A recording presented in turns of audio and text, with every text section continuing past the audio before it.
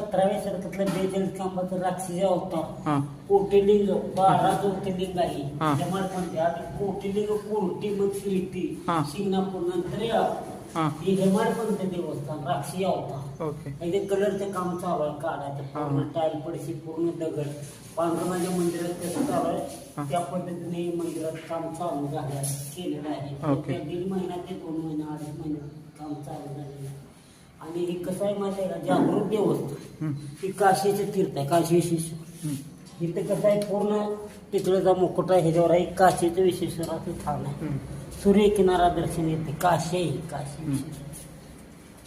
तिथं नंतर एक नागनाथाचं स्थान आहे त्याच्यासाठी आलाय का पंढरपूर चाललाय नाही आलो आणि हे कालिका देवी कुठं महाराष्ट्र हे कशाचं विष्णूची देवी ही विष्णूची आहे कालिका देवी ही कालिका